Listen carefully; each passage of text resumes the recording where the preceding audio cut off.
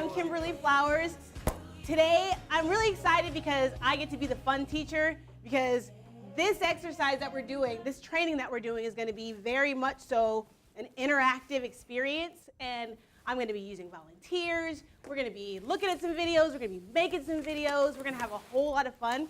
And so if you are not in a place where you can see me, I need for you to move so that you are able to see what's happening, because it's something that you're not going to want to miss. Today we get to talk about my favorite topic. And for those of you that know me, know that I love a few things. I love people. And I also love food. And I love technology. And so whenever I get an opportunity to really put those things together, then, that's my little happy place. So we're in my happy place right now, because we have people and we have technology, and I was promised that if I do a good job with this, I will get some food, okay?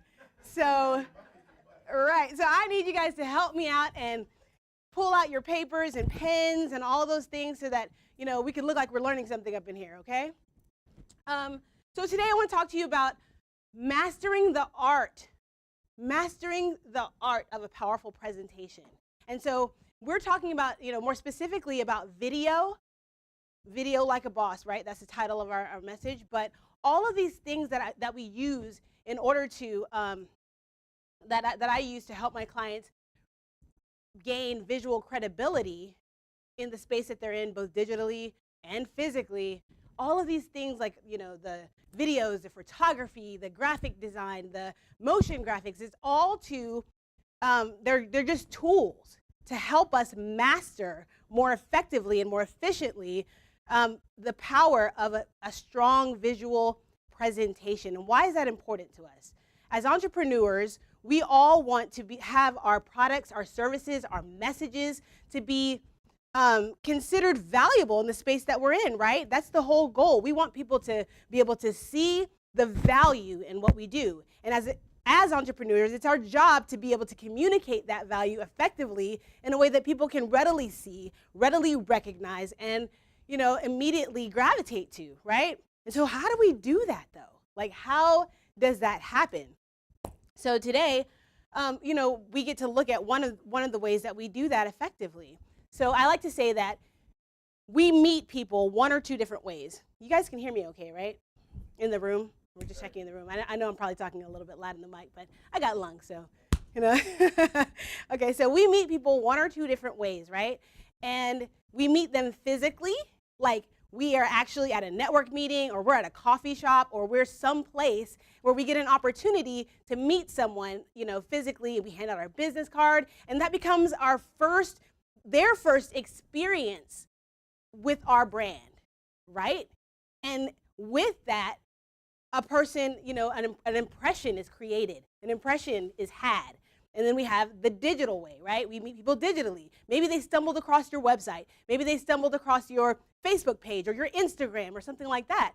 And so that becomes the first experience, digital experience that they have with your brand. But either way, however we meet people, we like to think that we make decisions based on more facts and figures and educated decisions. But a lot of the decisions that we actually end up making as it pertains to purchasing decisions are really based on gut and how we feel about that person's products and services, right? Think about it. When you buy something, you buy it because you perceive it to be valuable, right? And to you, it feels like this is the solution that I'm looking for that will help me get from point A, where I am right now, to point B, where I want to be. And so, again, in looking at all these things, I just kind of want to give this to you as a background focus, as this is why we do what we do in the way of, creating high definition video and photography and all of these things. They're important for this reason, because Simon Sinek says in his book, Starting with Why, he says, value is not a calculation. It is a perception. What do you think he means by that? What does that mean? Value is not a calculation, it's a perception. What he means is this, that we as human beings are the people that dictate what is valuable and what is not. It's not a facts and figures based thing. It's really like a gut thing. We feel like this is, gold and silver and diamonds and all those things have certain components that we all agree and say, okay, so this is valuable, right? Because it's rare, because it's this, because it's that. We have considered this thing to be valuable. And the same is true with any of our businesses and our products and our services. People are the people that dictate, okay, this is a valuable service. And so that is why it's important for us to be able to communicate effectively what is valuable about our business, what is valuable about our products, what is valuable about our messaging, right? And so today we are mastering powerful presentation, but we're doing this through one of my favorite modes, through video. And so we're going to be looking today at how to create powerful HD video. I know one of the questions I get asked a lot because of my YouTube channel is, how do you get your video like that? Like, what lights do you use? What camera do you use? How do I get the background blurry? And so all of these things, after you get asked 1,000 times and you're inboxing everybody the specifics, it's like, all right, it's time for a class, right? So class is in session. Today, we're going to get an opportunity to look at all of those things, and you guys are going to love this class because it's fun. It's fun stuff to learn, and it's stuff that you'll retain, and it's stuff that you'll be able to go back home and realize, like, if there's one thing I realized in business is that nothing is as hard as it seems. Nothing. Like, I remember when I first started in technology, asking a lot of the questions, to other people, like, how do you do that? And I was asking the same questions that people are asking me now, right? What camera is that? What lights do you use? What do I need to do? What equipment do I need? Where do I need to go? And all this kind of stuff. But I noticed that a lot of people would try to make it sound like rocket science. Oh, you can't do that, you know what I mean? Because this, this actually requires this and this and this. And the cool thing about technology is that they can make it look complicated. I don't know if you guys have taken a look at all these wires and cords, you know what I mean? This may feel out of your wheelhouse, right? And you look at this and you're like, oh, there's no way I'm going to be able to do all of that. Like, I don't even know what all those cords are myself, right? But the cool thing is that there's always a simpler way. And there is a cost-effective way now that we have DSLR cameras. We're able to really monetize our message. And really, at the end of the day, video is allowing us and it's helping us to truly place a value, a higher level of perceived value on our messaging. Because that's what we're giving in our videos. When we're creating videos, there's like 3 different types of videos that you'll make, and there'll be for your business, and there'll be testimonial videos, right? We'll make promo videos that communicate the value of what we do, and we'll be making, testimonial videos, training videos, and what was the third thing I said? Who's paying attention? Promo videos, testimonial videos, and training videos, right? Okay, so when we're looking at these different types of videos, I want you to kind of be thinking about, how can I use this? Like, how can I start applying these kinds of videos in the space that I'm in? So if you're, operating on business, in business online, you have to take into consideration that people are experiencing, people are experiencing your brand, some of them for the very first time. And a lot of times, we can get so caught up in the marketing of a thing. And I love marketing, so I'm not knocking marketing at all. But what I want you to understand as business owners is that we can do our marketing and we can bring traffic in to our businesses. But if they don't like what they see when they get there, guess what? We lost them, right? They're out of there. So that's why it's so important to make sure that where they land is a place that they like, is a place that they can appreciate, a place that they feel like they can resonate with, and that, so that they'll buy into our message and our products and our services. All that stuff is super important, and sometimes a lot of people miss that really important component, but if we do, then, we start throwing, that's when we start throwing money away. And since I love you guys, I'm not gonna let you do that. So I'm gonna show you how, starting right now, how to do video like a boss. That being said, I have a bag of goodies here that I want to dig into. We're going to be talking about how to do this, how to start, how to create awesome and powerful HD video with a DSLR camera.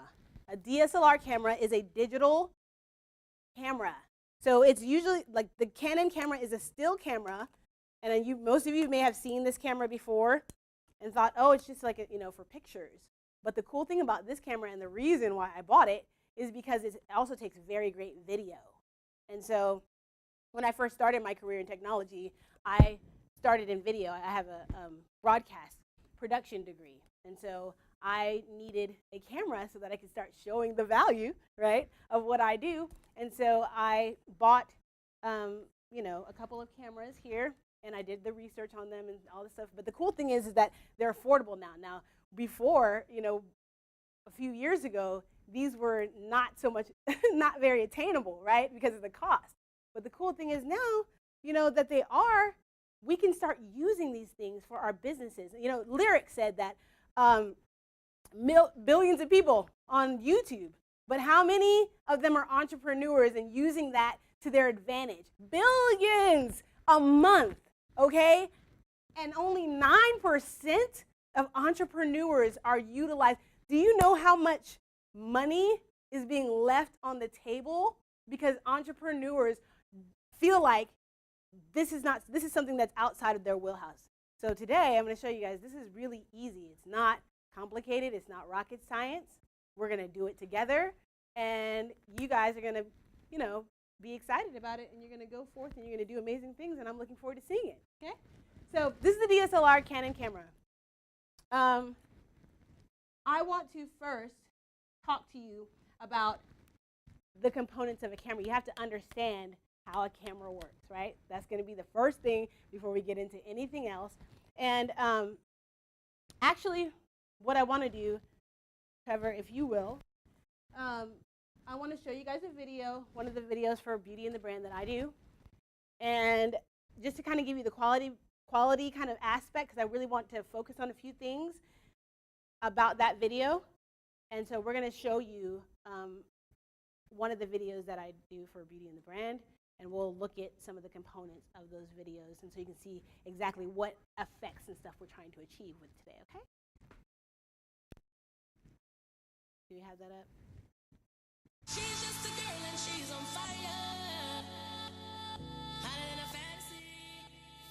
What's up, everybody? Kimberly Flowers here, the visual branding expert. Super excited that you made it out for another episode of Beauty and the Brand. It's Tuesday. I'm pumped. I'm excited about today's topic. I hope that you have your tea. I hope that you have your coffee and that you're ready to chat today. Today we're going to be talking all about the power of consistency. We're going to be talking about the benefits of consistency and how that, will help you in your business life. So for me, I am a very creative type personality. And as a creative person, consistency is really something that I have to work at intentionally. It's not something that comes natural because I love creating new experiences. I love meeting new people. I love working on new projects, right? And I'm consistently being innovative and creative and ready to go to the next thing, right? I want to conquer something, be able to measure my progress in that area, and move on to the next thing.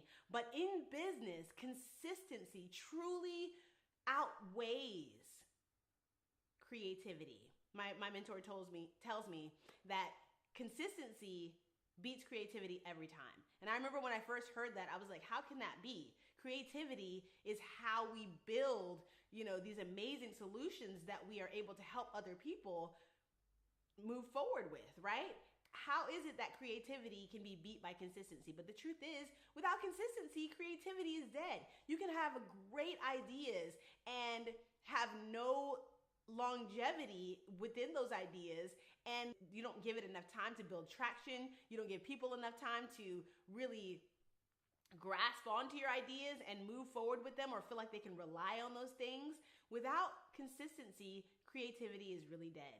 And so when we first started Beauty and the Brand was really a test of consistency for me. It was a consistency test because it doesn't come natural to me to, apply myself at something consistently, which is, why I'm so good at my job is because I'm able to have new clients that I work with, new projects every time, right?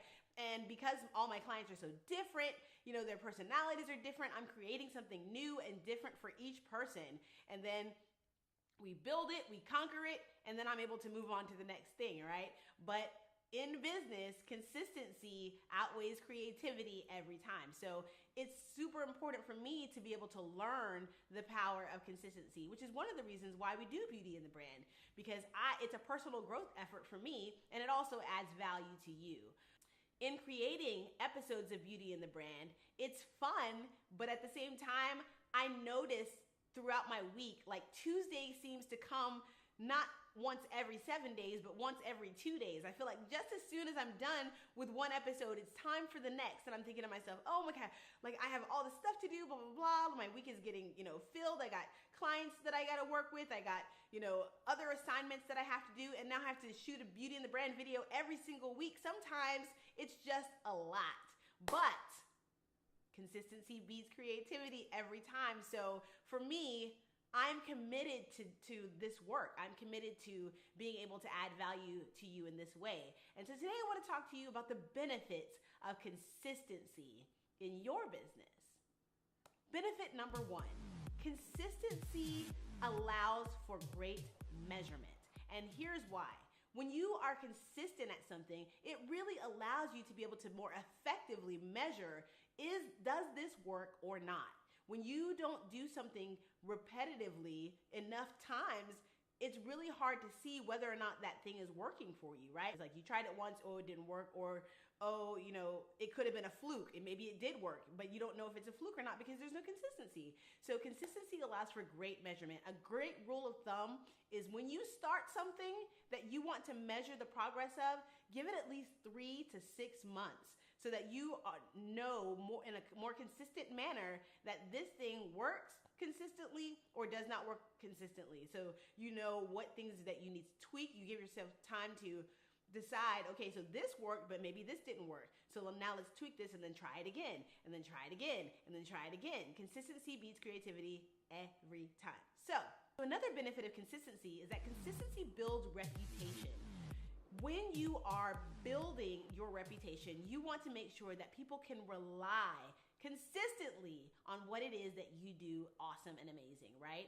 And so when you do something repetitively, people feel like they can rely on you to be that person or to do that thing, right? And so this can work for you, but it can also work against you, because if you have a constant or consistent reputation for negative behaviors or patterns or habits, then that's not something that, that's something that can work against you as well. So you want to make sure that you have maintained great habits, because whatever you do consistently creates reputation, and you want to have a good reputation in business, right? Because it's all about building new relationships, and with relationships, there has to be a trust factor. So consistency builds reputation. The third benefit of consistency is that consistency is contagious. Consistency is contagious. When you are doing something consistently and people feel like they can rely on you consistently to behave or to respond in a certain way, then you'll get consistency back from them. So if you want consistent customers, then you need to show yourself consistent, and trustworthy in these particular areas, right? If I want consistent viewers for my YouTube account or for my Facebook viewers, then I have to consistently give you guys content that you feel like you can rely on every Tuesday, right? So I'm committed to that fact, and I want you to look at your business and decide what is it that you're going to be committed to consistently. That's all I have for you today. I hope that you found today's episode helpful, and if you have, please like, share, and subscribe. I'm Kimberly Flowers, and you've been watching Beauty and the Brand.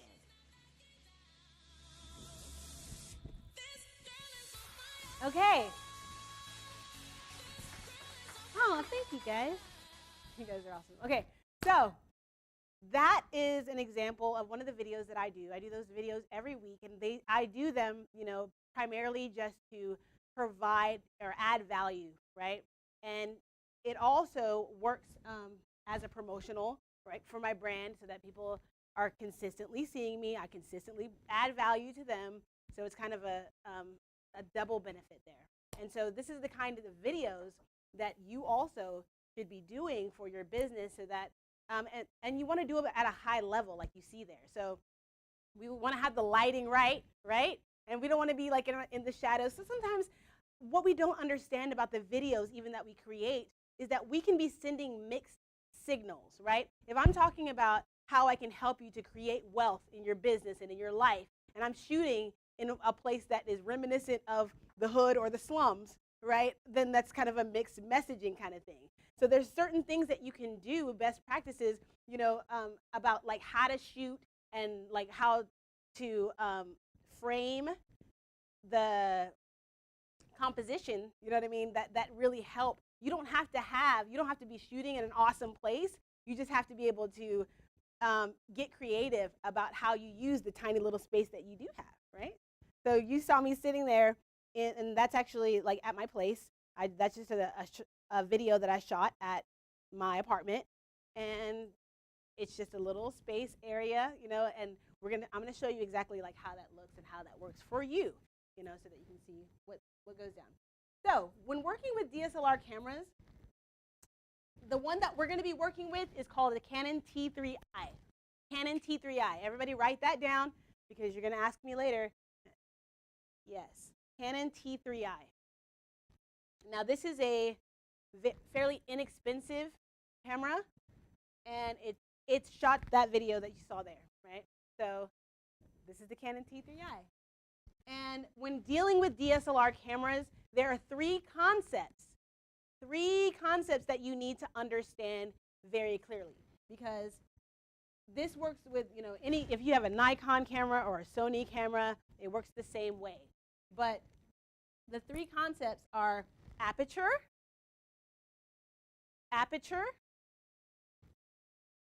shutter speed, and ISO.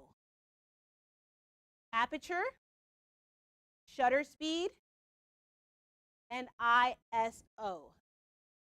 Now, I am going to share with you the definitions of each one of these things so that you can kind of get a better concept or an idea of how that works. But because my camera is kind of small and you guys are way back there, what I did was I looked on YouTube, and this girl who does an amazing job at describing aperture, ISO, and shutter speed in a way that, you know, you can kind of see some examples and all that. So I want to share that video with you guys so that you can get a better understanding of what that looks like. But for the moment, what I want to do is just define aperture, space which light passes through an optical or photographic instrument. So basically, ISO and aperture and shutter speed are all kind of like a balancing of light. How much light is coming into the lens, right? And so this is the body of your camera here, and then this is the lens. Now, one thing you want to write down is the lens gets the look. The lens gets the look, okay? And what do I mean by that? I mean that oftentimes people will ask me, Kimberly, I love how you do the blurry background thing. Like, how do you get yourself sharp in the front and the blurriness in the back? The lens gets the look, okay? And so we're going to be going through my little bag of goodies here in a bit, and I'm going to tell you exactly what lens you need, what, you know, you already know the Canon T3i here. And we're going to go through the audio. So it's going to be broken down into 3 different phases, right? Lights, camera, action. Easy enough, right? Lights, camera, action. And so that's how we're going to be going through this training series. So aperture determines how much light is coming into the lens here. And the video will explain this a little bit in more detail in a very fun way. So y'all are going to like this video because this girl's cool. She is. So, and then the ISO is the sensitivity to light, right? It just, you know, defines the sensitivity that the camera has to light. It's all a light balancing situation. You'll see in a second. And the shutter speed. Who can tell me what the shutter speed is? Anybody? Shutter speed? I saw that. What is that? What are you trying to say? this. Good job. See? You're already halfway there. Great. So how fast the shutter opens and closes is the shutter speed. And why is that important? It's mainly important for, we're talking about video here today, but these are overall like camera concepts. So shutter speed has more relevance when it comes to working with stills. So if you're trying to shoot your kid playing soccer and he's going really, really fast, then you need to make sure your shutter speed is really, really fast, right? And so we'll look at the numbers and all the things that represent shutter speed and aperture, being described as f-stop, so things like that. Be very easy. I know you guys are probably thinking, oh, aperture ISO up, you're over my head, but I'm not. Stay with me and watch this next video. The first thing I'm going to do is take you. They're like, what? Sorry, guys. It's the Shameless Maya video. Shameless. There are 3 settings that you need to know about photos and videos. Catch my flow. 3 settings that you need to know. 3 settings that you need to know. And that is aperture, shutter speed, and ISO. Just so you know. Catch my flow. Here we go. Okay. I can't help it. Jay Elliott and his beats make me want to flow and freestyle all day, every day. 3 settings. Can be applied to this camera or your point and shoot if it has manual capabilities. So the manual settings on your camera allow for you to customize the final product. And photography and video is all about lighting. It's all about capturing light. Those 3 components combined with lighting, and I have a video on lighting right here. You can watch it at the end. Now the first thing we're gonna go over is aperture. The aperture is the opening in this lens that allows the light to come in. So the aperture is indicated by the letter F. Don't ask me why, it just is. And apertures can start anywhere from 1.2 all the way up to 22. The bigger the opening, the more light can come in. The smaller the opening, the less light can come in. These geniuses, whoever invented cameras and all that stuff, it's hot in here, decided that we're going to label it and confuse people. The smaller the opening, the bigger the number. The bigger the opening, the smaller the number. So if you are limited in light, i.e. you are shooting at night or you are shooting in low light situations, you want your aperture to be wide open, which means you would probably go somewhere in the ballpark of 1.2, in there, somewhere around there. If it is super bright outside, so you want the aperture to be smaller, which means the f-stop is going to be bigger, 11, 16. Now you guys are gonna play around and figure out what's the best aperture for you and your lighting conditions. But here are 3 examples with different f-stops, okay? So wide open, which means it's super bright, aperture way closed, super dark. And we're in the middle. This is ideal lighting conditions. So your camera's aperture is also responsible for the depth of field. Fancy words, ladies and gentlemen. Depth of field is the distance between the nearest and furthest object in a scene. Now, how is depth of field important to you? You know when you see those images where the person is in focus and the background is completely thrown out of focus? Shallow depth of field. And in order to achieve that, you need to make your aperture wide open. Gotta open it all the way up, which means you need a small f-stop, around 1.2, 1.8, 2, it depends on the situation, but you wanna open it right up. And what that will do is put your subject in focus and the background out of focus. For example, I'm gonna insert my homegirl, that trick Jackie, so the distance between herself and the grass.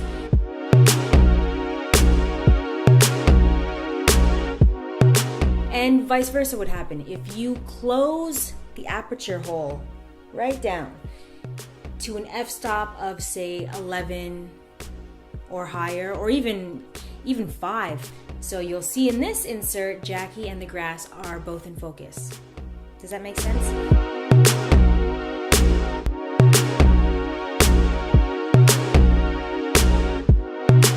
I use this when I am doing interior photography. I'm trying to sell a room, I'm trying to sell a home, the whole thing. I want everything in focus. High f-stop to have everything in focus because everything is a focal point. Does that make sense? Are you confused yet? So this is an awesome trick and tip for people who have manual settings on your camera because you can't do this with a point and shoot automatic camera. Now moving on, there's shutter speed. How fast or how slow the shutter stays open for the light to hit the sensor that's in this camera. So the shutter speed is measured in terms of seconds, more commonly fractions of seconds, and this is when math is important. We're going to talk about the denominator. So the higher that denominator, the faster the shutter speed. If it's super slow motion, then the light has more time to hit the sensor. Does that help?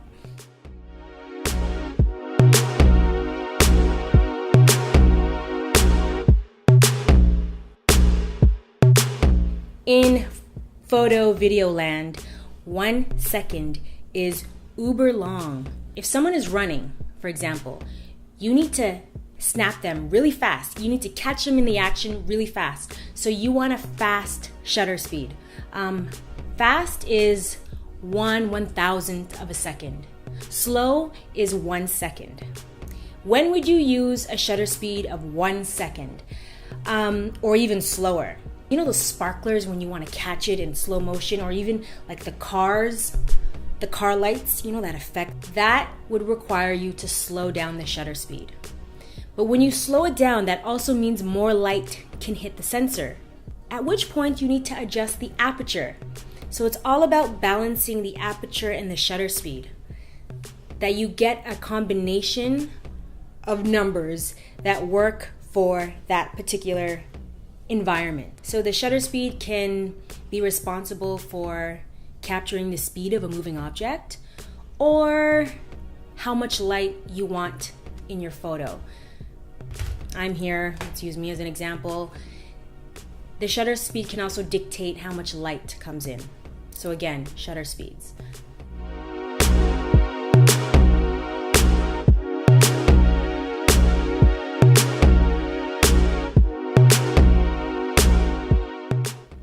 Now the third and final tip is ISO. The ISO is a measure of light sensitivity on the camera sensor. I might be wrong.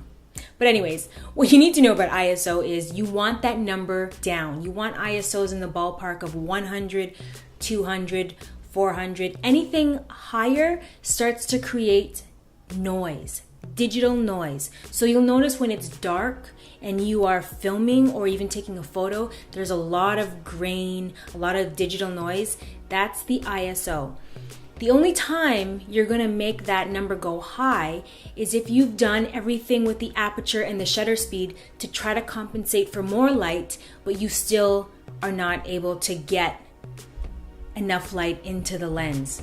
Then you would start to mess around with the ISO and bump it up high, but you wanna stay away from high ISO settings if you can. If you can't, then you go there and then you deal with the noise and the grain, and then you use filters and apps and all that sort of stuff to get rid of the grain. So I hope that was a whole lot of fun. Beat by Jay Elliott. Not my cousin Jay, my producer Jay. They both flip, they both mad talented. Work that lens trick. Work it out. Show me what you got. Take off your cap. Don't do that ever. Of ISO, aperture, and shutter speed. Does anybody have any questions on that? Okay, so aperture, remember, the wider the aperture, the smaller the f-stop number. So if it's wide, then you're looking at like 1.4, right? Or, 1.8. That's a wider aperture. And the smaller the aperture, which is measured in f-stop, then the higher the f-stop number. So 22, 11, 16, something like that, right? And it's letting less light into the camera. It's okay. If you're not getting the numbers, like it's fine. We're about to do some applied learning. So I actually need a volunteer. Anybody? I need a volunteer. Lyman? Anybody? Aisha, yes. Aisha, come on. Okay, so here we go. Aisha, you, ma'am, are going to come up here with me, and you're going to go through my goodie bag. Yay! And we're going to show everybody what's in here, okay? So come around this front part right here for me, okay? Let's move this chair out of the way. Okay, so Aisha, what do you have there in your hand? I have the camera. I have the body to the camera. You have the body to the camera. Do you know what kind of camera that is? This is a... Yeah. Oh, you do have one of these, so you're going to start making awesome videos. Awesome. She already has one. There you have it, ladies and gentlemen. Okay, so this is a T3i camera, and this is the body of the camera. So that is a portion of what takes the video. How can I? Oh, thank you. You're awesome. Apparently the people can't hear you. Yeah. Well, you can put one of these down. You're trying to juggle them all, right? Okay. So the next thing, put this down, put that up, pick that up, and tell me what you have there. This is the shorter lens. It's a shorter lens in the bag. Do you know what kind of lens that is? A 52 millimeter. It's a 50 millimeter 50 lens. millimeter. Yes. And a 50 millimeter lens. This is the lens. This is, right. This is the lens that helps us to get that blurry background feeling. So this one has, the cool thing about this one is considered a wide. Am I okay? Okay, great. Oh no, they're saying that my hair is in the way. Oh, okay. Cool. Okay. So this one has a wide aperture on it. So there's certain lenses. There's this prime lenses that have like, you know, a wider aperture, and the difference between, write this down. Everybody write this down. The difference between a prime lens, the difference between a prime lens and a zoom lens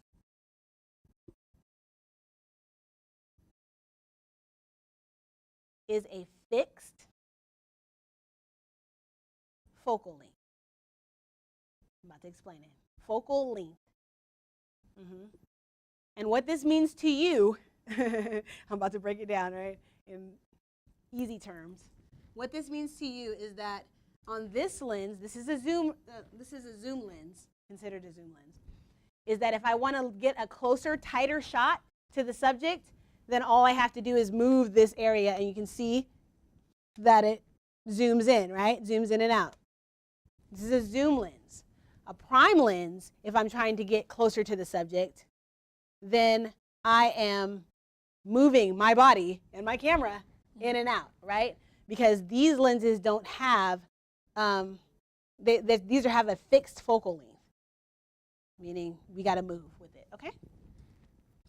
And so, what lens is this that you have in your hand? This one is the 18 to 55, or Yeah, and that's the standard lens that comes with your Canon T3i, is the 18 to 55 lens. You want to hold it up for him? Sure. I'm going to zoom in for you. That's the 18 by 55 lens that comes with the Canon T3i. In most cases. I mean, you can buy the body separately, but you know, buy it with the lens. And the cool thing is that later on, for the first 10 people that during the action section of our thing will get the equipment, okay? Oh yeah. Oh, somebody got excited. What? Get the equipment? I know. You're gonna get your equipment for the first 10 people that during the action section that make a move. I'm not gonna tell you right now. Y'all have to pay attention. Pay attention until I tell you. And when I tell you, make a move. Okay. So what else is in the bag? We have a third lens, which is a lot heavier than the other two. And it's a lot heavier than the other two. And what lens is that you have there? 85 millimeters. This is the 85 millimeter. Now this is my favorite lens personally because this lens just gets some awesome clarity on it. And you know, a lot of people, the thing is that when you're buying cameras, there's a ton of different lenses out there. And everybody wants to know what's a good lens. I'm just making it easy for you. Get a 50 millimeter lens. You're going to need a 50 millimeter lens, and you have an 18 by 55 lens. That is what you need to create the blurry background, and that is what you need to have a sharp focus. You know, make it easy, right? So you don't have to go searching for a bunch of different things. I'm telling you what it is. You're welcome. Okay? And so what else is in the bag? Well, I found these. Okay. There you go, man. Those are attachments. And one of those is to an audio recorder that's in the bag there. And the other is to a tripod, which probably is not mine. Oh, no, this is mine. Just kidding. So you attach this to a stand? Yes. With the camera on it. I'm going to show you how to do it. Actually, you're going to do it. It's going to be awesome. Okay. So what else do you have there? Looks like a microphone. It looks like a microphone because it totally is a microphone. They are asking for what that model number is. For this? For the mic? Yeah, for the lenses and for the, we'll go back to the lenses and just say what those the sizes are on the lenses. Okay. And what that name is on that equipment control. Okay, so let's do the lenses first. All right. Start with Now this is a Canon lens, and it's called a 50 millimeter lens. 50 millimeter lens. This one was with the wide aperture. This one will get you sharp focus in the front and blurry background in the back. 50 millimeter lens. Okay? The next lens she has there is the 18 by 55 lens, millimeter lens. Got it? And that lens has a very higher f-stop, so it's very sharp. So you get your images nice and crisp with that lens. And that kind of comes with the kit, right? The next lens that we have there is the 85 millimeter lens. You buy this separate, right? Yes, and that one has a 1.8 aperture. They do come in 1.4. That one's a lot more expensive than this one, and the quality is minimal. You know what I mean? The quality difference is minimal. So that's why I have that one. But that is an 85 millimeter lens, 1.4 aperture. Got it. Okay. Okay, anything else you're missing in there? Let's go back to the audio equipment. There you go. The mic. So the audio equipment that we have here is called the H4n audio recorder. Everybody write that down, because when we get to the audio section, it's going to be super important. H4n audio recorder. H4n audio recorder. Yeah, pull it off. You're a curious little thing, aren't you? Okay, so these have directional mics on it. What did you say, Trevor? We're zooming in. Oh, There you go. awesome. Could you give us the name of that one more time? This is an audio recorder. It's called the H4n audio recorder. Now, everything that you see here is exactly what we used to make the video that you saw in the first video that we looked at. Okay? Got it. So if you have this stuff, you have everything you need. Now, why do we put this on top? This is a filter. That's a good question. Oh, I like you. She has good questions. Okay, so this is a filter for pop purposes. So it just basically like prevents it from like popping, and just keeps it all, yeah, the S's and stuff like that when we talk can get a little sharp in microphones that don't have coverings on them. Now, does it come with this, or you made that? That came with it. Oh, okay, cool. All right. And this is the stand that we put in. All right. Yeah, but not like that. I'll show you in a sec. Okay. And so that's, anything else we have in there? The body, they got this. It's a T3i Canon, Yep. and it has a flip out screen for it. And I'm glad you brought that up, because the cool thing about the T3i screen is that it is flipped, so that you're able to, if you start like, okay, for instance, when you're starting off, you'll probably have this on a tripod, and if you're shooting videos of yourself, this part is super important. Why? Because you can see yourself. Yay! And we can know exactly what we look like while we're shooting the videos. And so that's uber important. I use that all the time to make sure that I'm center focused. Yes, sir. They want to know, do they have to buy this camera brand new? Absolutely not. And the cool thing about This is an older model. So I'm showing you guys, this is an oldie but a goodie, you know what I mean? But it's, you can buy a used version of this camera and it's totally fine. Like, the camera has excellent quality. Again, the DSLR cameras have excellent quality, and this is actually an 18 megapixel camera, so it's very, very clear, as you guys were able to see. And any recommendation on where they can get it? Amazon, of course. One word. Everything you can buy on Amazon, right? Everything you see in this bag. In fact, this bag is from Amazon. So, what's that? Oh, you found a battery. Okay, so cool. All kinds of cool questions, huh? Okay. Yes, this is a charger, battery charger, and a battery. Can everybody see that? You guys can see over here? Yeah? Okay. Batteries come with it. I think it comes with one battery. I bought some extra ones, but they're like $10, so no harm, no foul, right?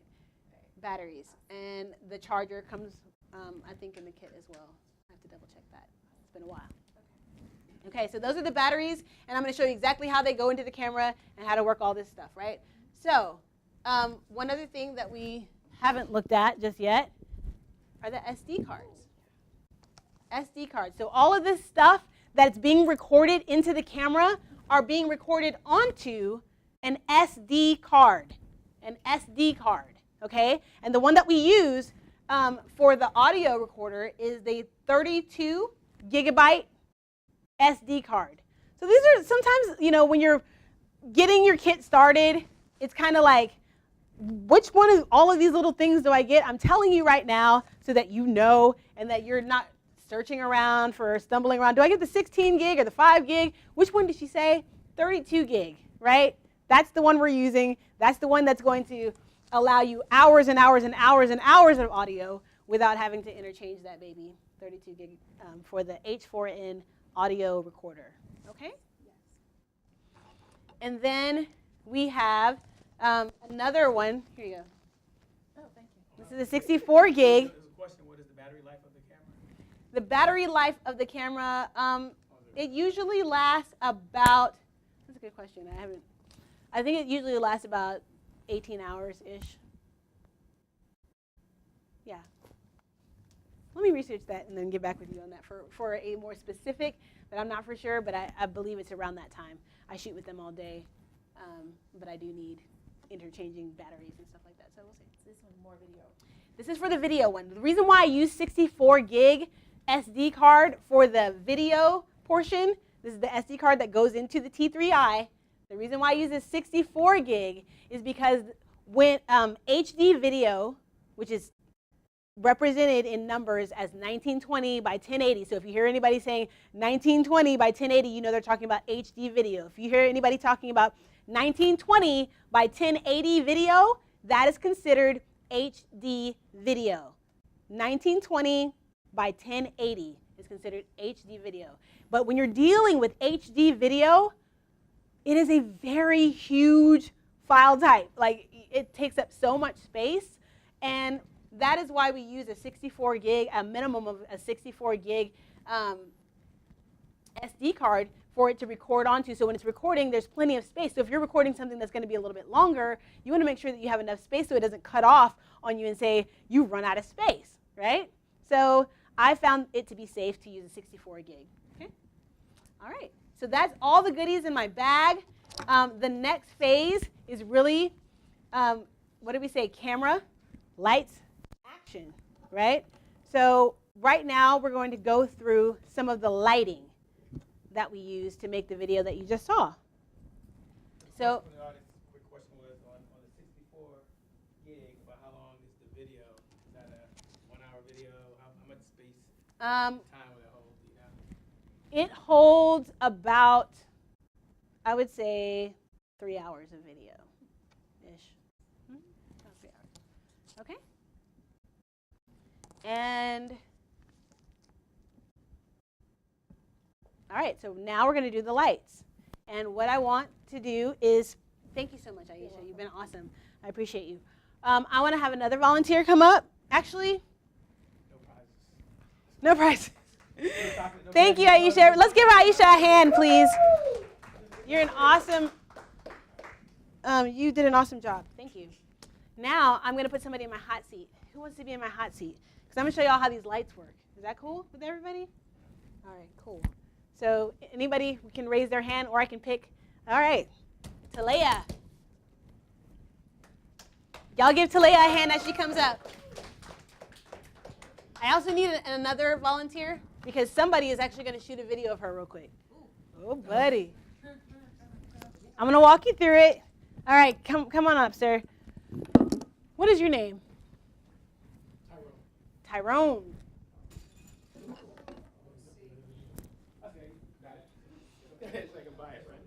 All right, Tyrone. Now this is a, do we have Talea in the frame there? Okay. Awesome. You guys are awesome. You guys are always on it. How do I, where is the little baby? Oh, there we go. That's what I was looking for. Okay, so this is a tripod. Now what I'm going to do is show you guys exactly how we put this on the tripod. But first, I'm going to take this out, and I'm going to show you how we assemble. I'm going to stand by Talea real quick. Sorry.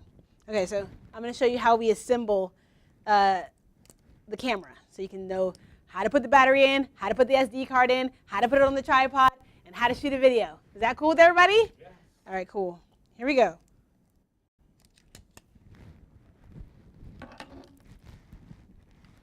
All right, so in here I have my SD card, just right there. And I'm taking out the battery so we can know exactly how to put the battery in. This is the battery.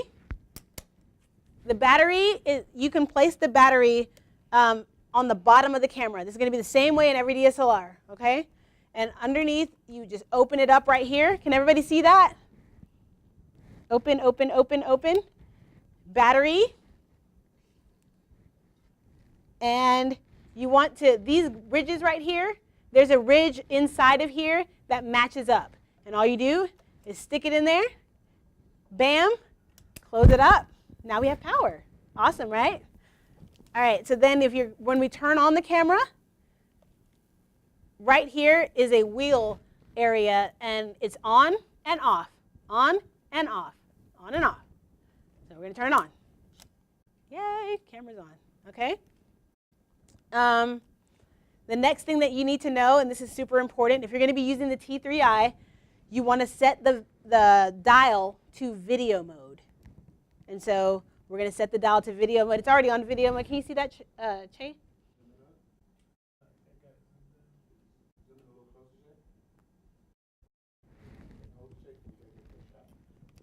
Dude, come on now. All right.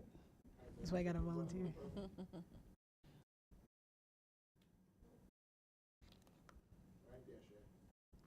Okay, so this dial right here, you can move around for different settings. The one that we're focused on, because today's title is Video Like a Boss, we're going to go to the Video Like a Boss area of your camera. That's the video area, okay?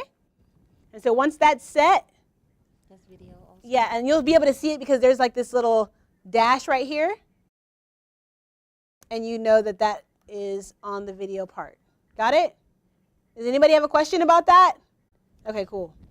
And so now that we put the battery in, we're going to put the SD card in your camera. We're going to put the SD card in your camera. And we're going to use a 64 gig, remember, SD card, and we're going to put it right inside of your camera on the side area of your camera. Same way in every DSLR. Insert your 64 gig SD card inside of the camera there. Bam. Okay? And then close it up. And now we're ready to shoot something. But we're going to put it on the tripod first, okay? So this is a tripod here. Is everybody familiar with the tripod? Easy enough, right? Okay.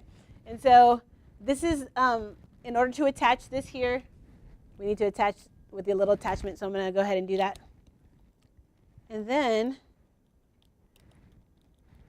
Tyrone is going to shoot a video. Yes, ma'am. We're about to get to that right now. Good questions. Okay, here we go. So we're going to put it on the tripod, and we're going to look at the settings.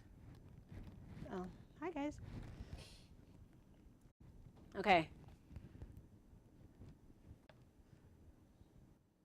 So the first thing that we're going to do, because I really want to focus on the lights, is we're going to get the lighting down, and I'm going to show you the difference between a fill light, a key light, a hair light. A fill light, a key light, a hair light. Everybody say that. A fill light, a key light, a hair light. A fill light, key light, hair light. 3 lights. Simple. Or a headlight, right? Okay, so what I want to do, we have so many lights in here right now because of the setting that we have, but for the sake of this example, I am going to try to not move too many things around, but still give you a good idea of how this looks. What did you say? Okay.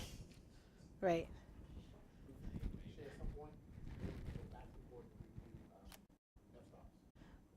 Okay. Okay. So here we go, Tyrone. Here we go. Now I want you to look through the frame here. And you see her in there? I'm looking. Okay, good. While you do that, I'm going to do that. Now I want you to press this button here. That's it. Right here. Oops. You're looking at the subject matter now. A big smile on her face. And then press this button right here. This is the shutter button. Okay? And I want you to press it halfway down. And when it turns green, we know we're in focus. Bam! Is that easy? Yes. Okay, cool. And now we know that the subject is in focus, and we can see that she's a little overexposed there on the hair light. I'm going to move this light to behind her because this is a hair light. Okay, so let me explain the lights. The fill light, the key light is the main light. Everybody write that down. Key light is your main source of light. Often on your right-hand side, your left-hand side. Don't know my right from left. It's on the left-hand side. And then we have, that's the main source of light. And then you have the fill light. The fill light fills in the shadows. Because when you have that, the key light, it's kind of like on the left-hand side of your space. And then the fill light fills in the shadows. Okay? Fill light fills in the shadows. If you might, for the people watching online, you got 3 lights. Mm-hmm. Right? Make sure your mic is on. If you show that light, then you'll show that light, you'll show that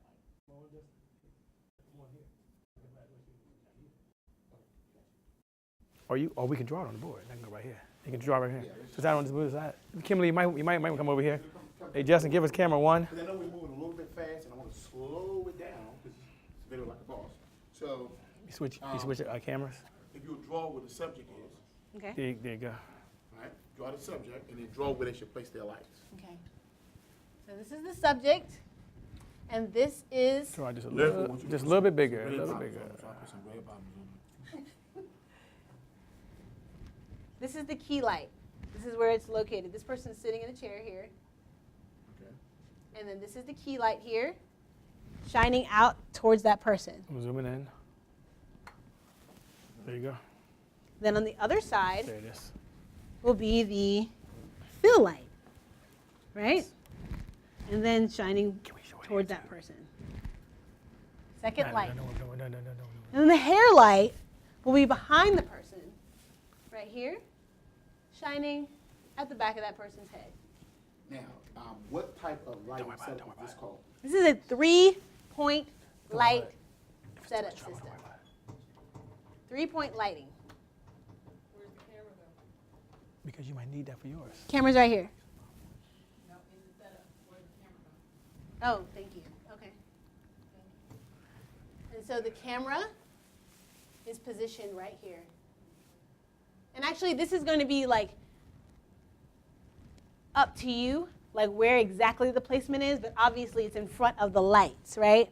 We want to make sure that, it's behind the lights. There it is. So that it's facing the subject. So you can be, like right now I have a little bit over to to this side, but I can move it on to that side if I want to, depending on what kind of shot I want to get. At some point, you have to show these different lanes. Okay, gotcha. So let me just kind of reframe what she said, so we make sure everybody has it online. And what's the handheld? Step in just a second. There you go. Step in. Right there. Let me see it. Okay, so Shay, and I want you, if you could, you'll point to each light so they can see it. On this one. See it real time. As a matter of fact, would somebody cut that light off there in the back? Somebody just go right there, real time. So hands on, hands holding class. All right, and cut that light off over there. If you're watching real time, you're going to see what the effect is on the lights. Okay, now what we're going to do is we're going to first we're going to go to her. But Shay, before we go to her, let's show them. You can take this camera and just show them this light and then this light. All right, so I'm going to the hair light, and I'm going to the what's that light up there, camera? That's the fill light.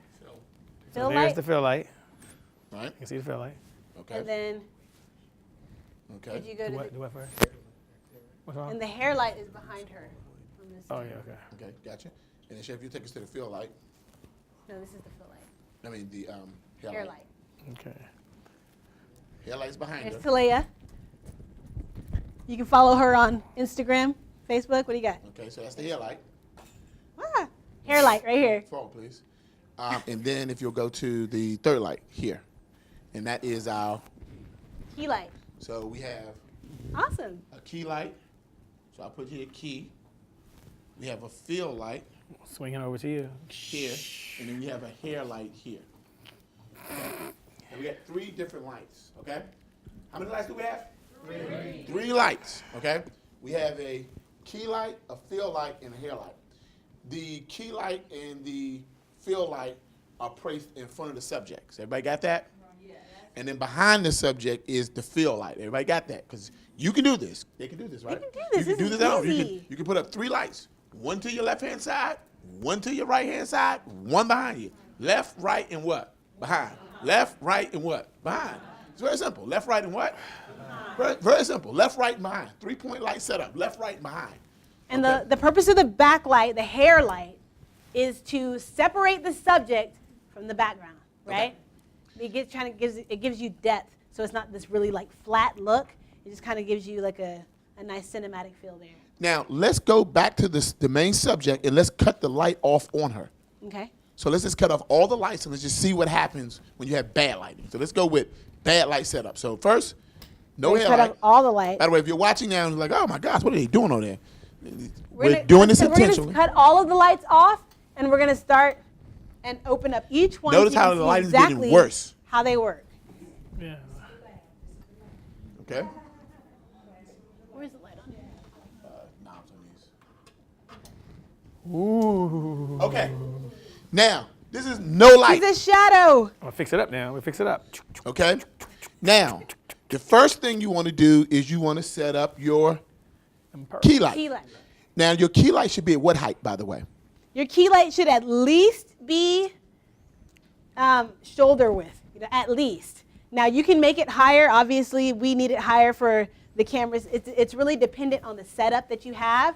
I like to have my cameras, my lights at least the height of me. So if I'm sitting in a taller chair like this, my lights will at least be here because it depends on where you are. But as long as they're not facing in an upward manner, then you're good. Okay. So now we're going to cut on the key light, which is to the key light is, she has her key light to the left of the subject, And this is the main source of light there, okay? That's the key light. So you can see the effect that that's having on her. Now the cool thing is, when you get into cinematography and all that, this may be the perfect lighting for a particular setup that you are being intentional about. Maybe you want the mood to be maybe one of those things on way. ID channel where they about to kill the guy. Right. Then you can use that effect. That may be fine for you. So it's really, allowing you to be a little bit more creative. But for the purpose of this, we're going to... So now we cut on our key light, and the next thing we're going to cut to the right of the subject is the fill light. Now you can see that fills in some of the shadows. So look at the shadows on her face. Can y'all see that? Yeah. Now look how we're brightening that up. Yeah. So we're filling in the shadows. Filling in the shadows. The feel light. Okay. All right, so now we're going to check out the hair light. And this, as you can see, like this looks cool, but it's still like a little flat, you know? And what we're gonna do is kind of break it up and turn on the hair light. So you'll be able to see exactly how that affects. And if you can get a little bit tighter on her, then I can see the light in there. Yeah, Can you zoom in anymore? I got it. Shay's got the wrong camera. Oh. I've been working hard over Awesome. here. Thank you. Thank you. I've been working hard. Okay, so we have the hair light. Check it out. See how that just gives it just a little bit more? Right. And Kimberly, just to make sure we got it, if we'll just go through one more time with all three off and then all three back on. All three off and all three back on. So I've been working we're going to turn that off, back to the flat. To the board. I got you. And I'll get this one for you. Okay. Cynthia Green, come on down. Okay, Cynthia, we'll put Cynthia to the test. Okay. Cynthia is she wants the video like a boss, and we have something called the video swag meter now. Based upon how you perform with the lights, the video swag meter could go up, it could go down. You know, just want no pressure, no pressure. Okay. I want you to move to the key light and turn it on for me. Move to the key light, the main source of light. Where is that located? Mighty Mo. That's Ooh, she's warm. She's hot. very close. She's hot. She's hot. This She's is hot. the key light. Okay, Everybody give it cut up her for on. Cynthia. Okay, cut her on. Hit the buttons. The buttons. Just push the buttons. Push them up. There you go. Let's do it like this. Give it a little. Whoops. There you go. Okay. All right, Cynthia, was that easy? Yes, very easy. That was easy. Okay. Okay. Now I want you to move to the fill light and turn that on for me, okay? Feel light is to the right of the subject. Everybody see how it's affecting the You got to turn those. the camera. Those are knobs, so you just move them that way. There you go. Good job. Yep, all the way up. All right, Cynthia, tell everybody, was that easy? Very easy. That was Okay. very easy. Yes. And now, And now I want you to Hair light. move to the hair light Yes. and turn that on for us, okay?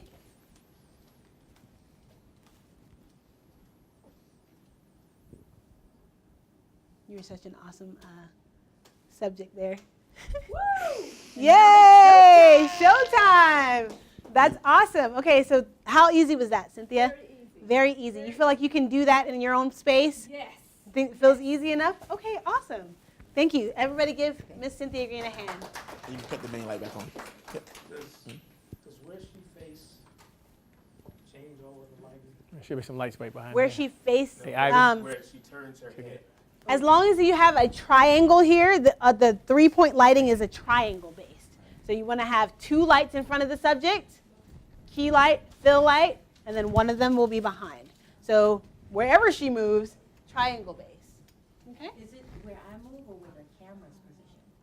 Well, if you move, the camera's going to reposition as well. So if you're facing this way, unless I'm having a 2 camera angle shot, then the camera's going to have to move in front of you as well.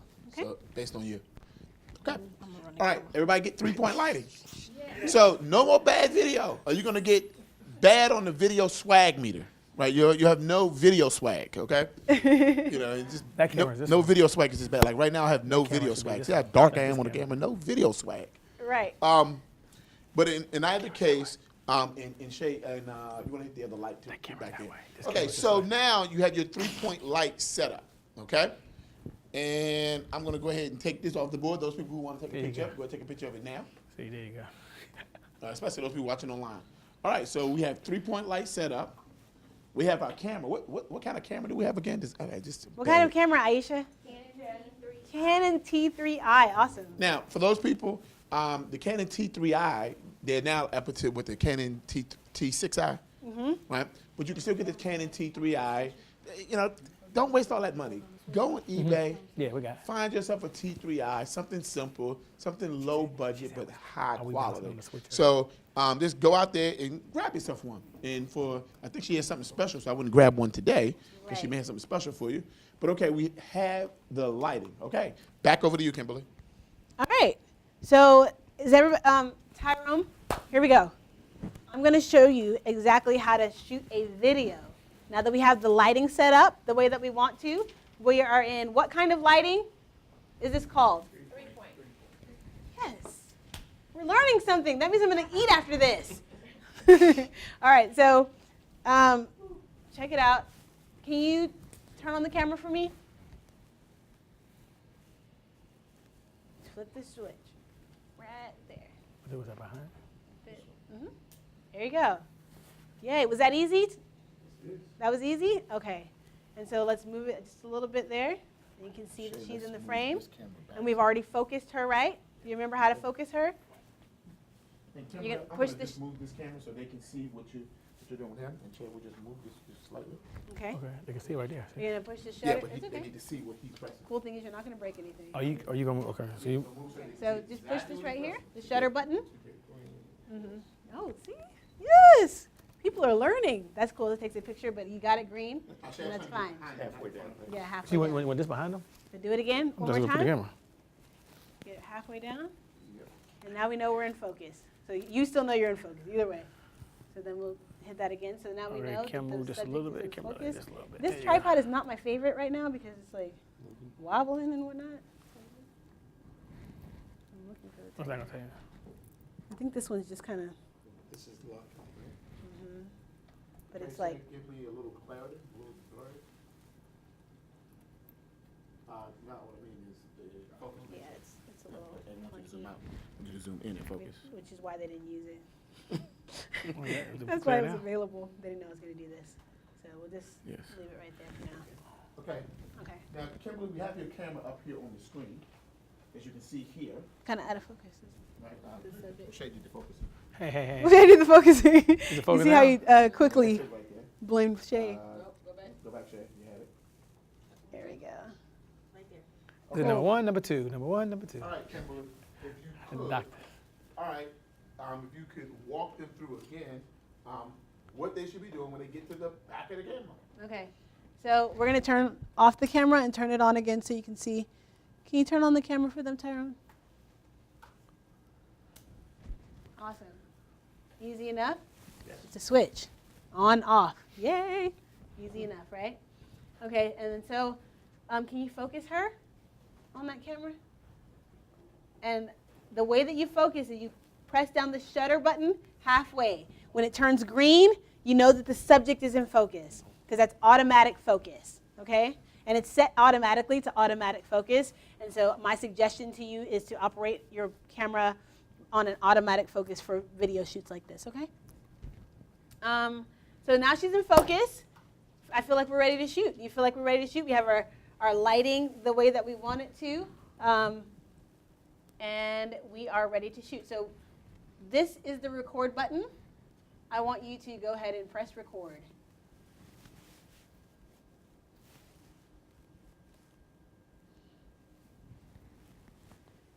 And Talea, I have a job for you too. Okay. I want you to tell the world who you are, tell us the name of your brand, and tell us where we can find you on social media. Whenever you're ready.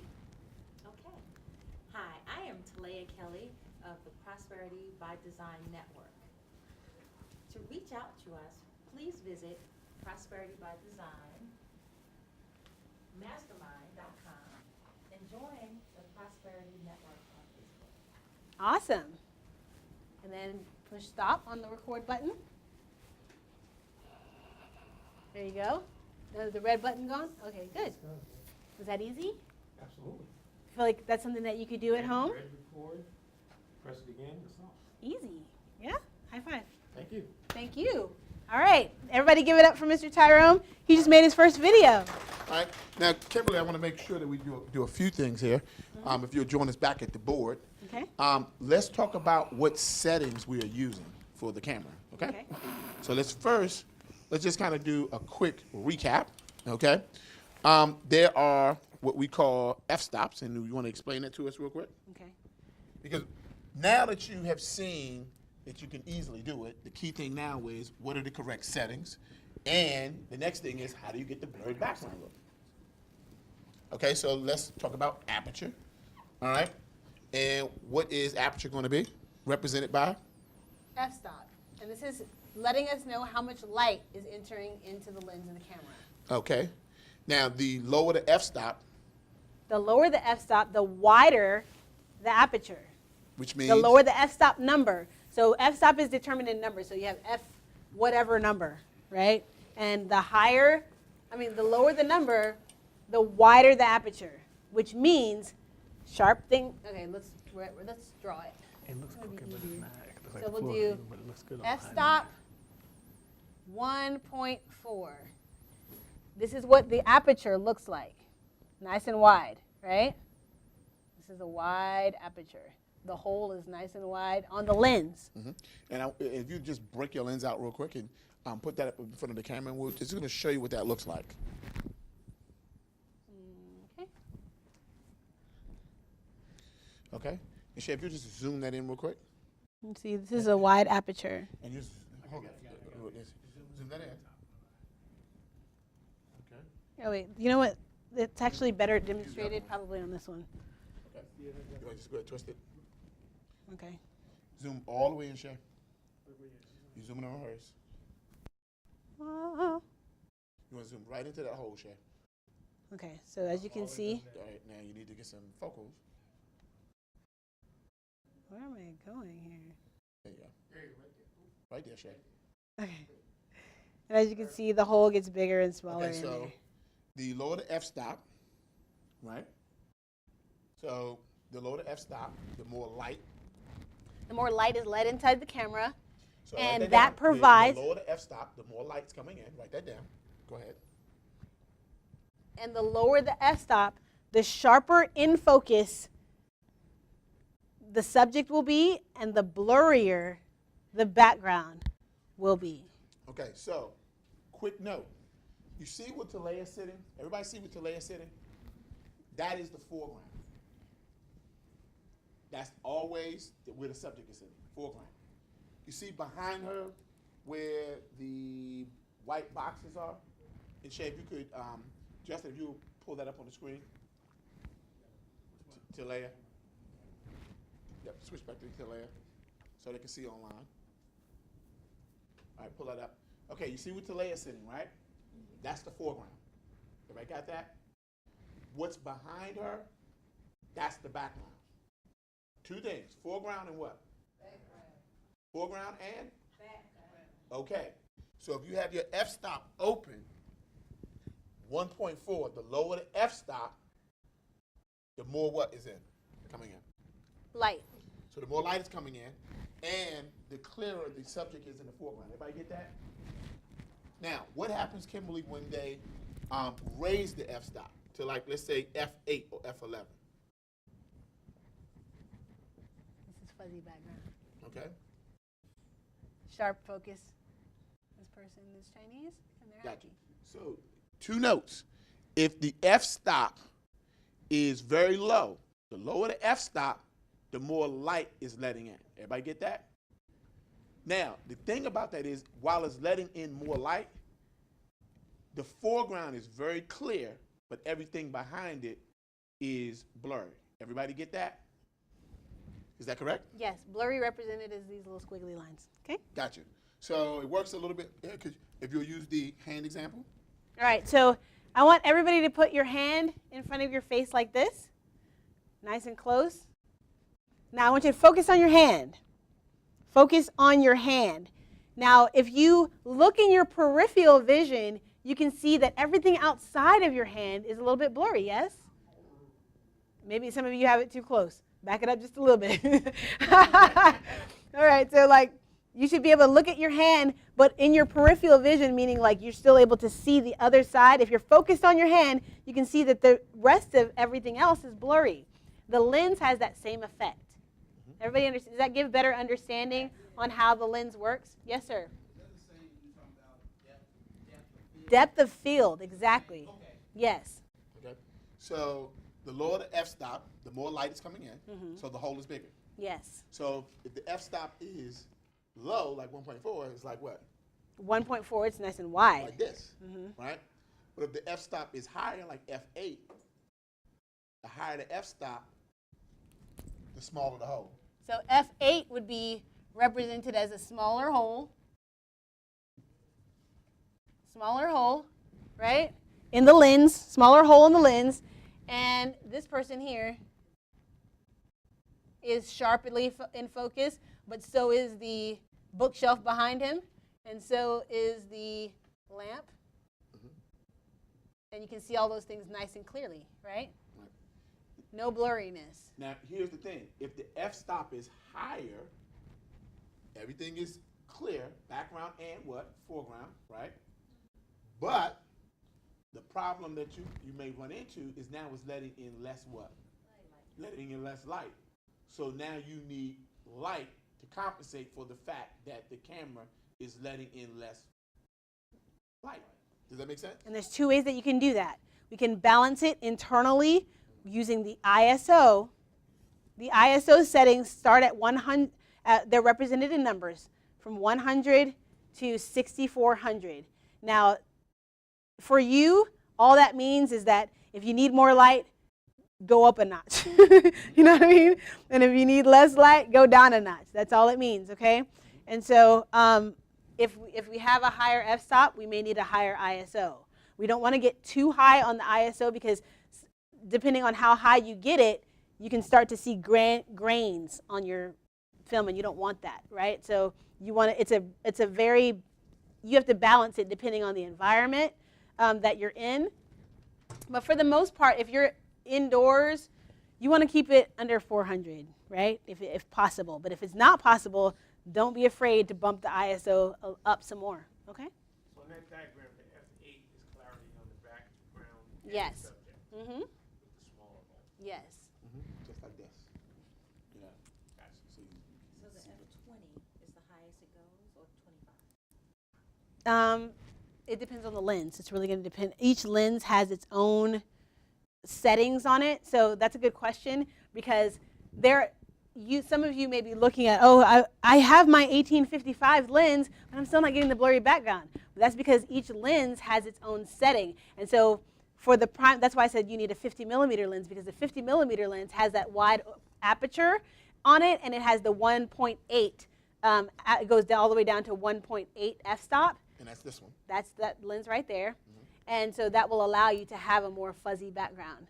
So you need to, if you understand these concepts of aperture and ISO, the f-stop part, whenever you look at a lens in the store and you see that it goes down to 1.4 or 1.8, you know, oh, this will achieve the look that I'm looking for, right? And if it's a higher f-stop, like if it only goes to 5.6, down to 5.6 and the rest is up, then you know that this is going to be a lens that's going to allow me to get very sharp images, right? Now, for ISO, just so everybody knows what we're talking about, it represents sensitivity to light. Does everybody get that? ISO represents sensitivity to light. Everybody write that down. ISO represents sensitivity to light. So let's just kind of play this out real quick. If you have a higher f-stop, everything is going to be clear, correct? But because the f-stop is higher, you're letting in less what? Right. So if you're letting in less light, now you may want to balance the ISO to make the sensor more sensitive to light. Because, so if you were in a dark room, you may do what? Bump up the ISO. You may bump up the ISO to make it more sensitive to light. Does everybody get that? Where if you were in a room where you're in bright sunshine, you would do what with the ISO? Bump it down. Turn it down because it's too sensitive to light. Does that make sense? It's like putting on shades. You know, if it's too much light, you put on some what? Shades. Stop is 20. If there's not enough super light, sharp. if you go into a dark room with shades, you do what? You take All them the off. way. So your ISO is just like that. But So if you in have other words, the if you're lower- using a higher f-stop, then you're probably going to have to balance out the light. Does that make sense? Mm-hmm. Does that actually help with clarity at all? Yes. Well, here's the thing. It depends on the lens again. If you have like my 85 millimeter, that has a very wide aperture on it, but the area that's in focus is just as sharp as a higher f-stop. You know what I mean? So whatever's in focus is still nice and crisp. So it's not going to mess up its sharpness if you have a lower f-stop. Now, typically, because you're going to be shooting That's why they're better. in the room, you know, like in your house or something like that, because what you want to do is stay away from trying to figure out every scenario. Exactly. Forget that. Nail one scenario and stick with that. Does that make sense? Because you start trying to figure out a million scenarios. I love you. You guys are it's paying going to be attention. like, show party's over, go hire an expert. Right. Right? So, ideally. But again, stay tuned on all of that. So, anybody ever see that television show Cops? Okay, and you know how they always catch the dumb burglar? They show you the video, and it's like dark, but when you see the video, you see like the criminal, but it's kind of grainy. You know what I'm talking about? That security cam footage. What they have is they have the security camera, even though it's shooting in total darkness. So the criminal doesn't think there's a camera on him. He's kind of creeping through. Bad boys. What you gonna? No. He's creeping through.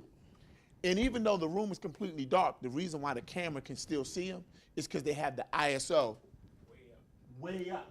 So the sensitivity to light. So even though there's only a little bit of light, it's just enough light for them to see the criminal. But when you see it, notice that the video is always grainy. This is why she's saying, try not to turn the ISO up too high because you're going to get that grainy. Think high ISO, think security cam footage. So you'll be sitting there and you'll be looking like you're robbing a store. Everybody get that? But you can use it to let in more light in a situation where you don't have lights. But just realize that the more you turn that thing up, the grainier you're introducing more, what's the word I'm looking for? Issues? Yeah, into the camera. Thank you. Or into your video feed. And so you don't want to turn it up too high. If you have to mess with it, if you just have no light, mess with the ISO. But if not, throw up your 3-point what? 3-point lighting. Yep. Yep. Okay. All right, so we have aperture. And let's pick on somebody. Let's test somebody.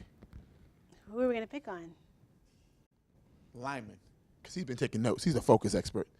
And besides, we're talking about focusing and cameras. Why not have the number one African-American focus expert? Feels right to me. Yeah, come on down, Lyman. Pop quiz. If you're at home and you don't have this level of quality lights, but you position them in a 3-point situation. Yeah. 3-point light is still 3-point lighting. Yeah. Mm-hmm. And again, and by the way, same is varied, but yes. Like lighting is lighting, and there's so many different hacks that you can have. In fact, I just want to point this out. Before I started getting more professional stuff, I went to Home Depot and got a light kit. You know what I mean? Those ones that you use for the yellow ones. Yes. Oh, you get them hot ones? Yes. Burn your face off? Yeah, and they did. You know what I mean? They were warm. You know? Cut on fire with. Oh Lord. No, but I'm just saying, start somewhere. You know what I mean? Lights are lights. Please be careful. Don't call us talking about you burn your house down. It's my fault. It's not my fault. Okay, I told you what the hazard is. I thought it was hazardous, but we used it. I would recommend. Absolutely. All right, Lyman. Okay. So, Lyman, you're going to get tested. You ready? You're going to get the video swag? I had the microphone on. Okay, great. Well, give me back my microphone. Can I jump in my power? Can you what? I'm ready. Jump in your. Are you I'm ready ready. to jump in? I jumped in. All right, you're in. Good. Okay, here we go. So, question that I want to ask you has nothing to do with what's on the board. Where's the key light? The key light. Oh, that's easy. The one right in front. Right there. Everybody give him a hand. That was awesome. Mm-hmm. You are paying attention, okay? And where is the hair light? The hair light is the one right in back. And that's the Awesome. field light. And if my aperture Mm-hmm. is low, the f-stop number is low, Right. is my aperture wide or small? So if the aperture, say that again, if the aperture, If my f-stop number low. is low, then your aperture is wide. awesome. he Good banging. job. Making more light in. Yes. So we're learning something, yes? Are we learning something? Are we having fun Yes. while we do it? Awesome. This wasn't fun, but I'm It's not fun. I got a headache, but it's good. It's good information. It's good. Is it something that you can use? Is it something that you can take home? I know why my videos look the way they look. Is that good? I know. I don't know how to feel No, about no, that. no. Is that good or no? No, that's not good. So you need help. I need help. Okay, so then you need to stay after class. I got homework to do. No, for real. Right. This is exciting because I was the person that thought all you needed was 2 lights, a lamp on one side and a lamp on the other side, and I had the lamp below me. And I was wondering why I look so black like a dot. Now And I we're know all why. guilty. You can't change, you can't do what you don't know to do, right? And so that's why classes like this are so important to us, because they give us the information that we need to show up powerfully in the space that we're in, right? Thank you All so right. much. Hey, Linda. thank you. Appreciate it. All right. All right, so before I turn it back on, I know, and where's Justin, Chef? By the way, we're going to get cute. Okay, well, gotcha. I'll get your next video queued up in just a He's second. changing clothes. So the key thing that you don't want to forget is while the lower f-stop lets in more light, and the higher f-stop lets in less light. Everybody get that, right? But remember, with the lower f-stop, the foreground, that's the person, is in focus, but the background is out of focus. Everybody remember her example? Yeah. Right? With the higher f-stop, everything is in focus, foreground and the background. You're trying to do blurry backgrounds, that means that you're going to be using a lower f-stop. That means that you're going to be using a lower f-stop. Got it? So if you're trying to get everything in focus, you're going to be using a higher what? F-stop. What's the word? F-stop. What's the word? You sure? What's the word? Okay, f-stop. So you got to make sure you got the right word so you can be video like a Boss. yeah, video like a boss. Okay, so I'll go over here, and I know that now they see all those fancy buttons, so I know you have something special for them. And I'll give this back to you. All right, so everybody learning something? Yes. Everybody having fun? Absolutely. Something everybody can do? Yes. Yes. Nothing is as hard as it looks. And so this is, I want you to think about like this being brand new to you. This may seem like a lot right now, but the concept of doing it, the application, when Tyrone did it, how easy was that? When you just recorded your first video. That easy? Your video's cute. Okay, so that was easy, and it's something that everybody can do, and it's something that everybody should do, because again, these are all tools, right?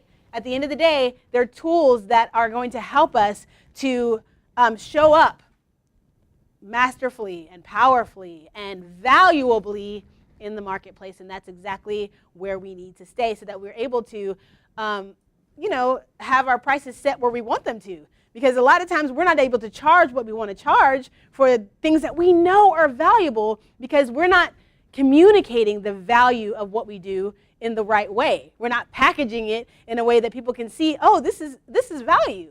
I like to use the illustration of a present. I love presents, and I love the whole package with it. You know what I mean? Like, I like the bow, and I like the wrapping paper. I love Christmas, I'm that girl. So the thing is that when you have a present, you have a gift. Who you are and what you offer the world is your gift to the world. How are you packaging that gift? Is it in a way that people can feel like you're setting an expectation of high value, or are you giving people your gift in a Walmart paper bag or a plastic bag?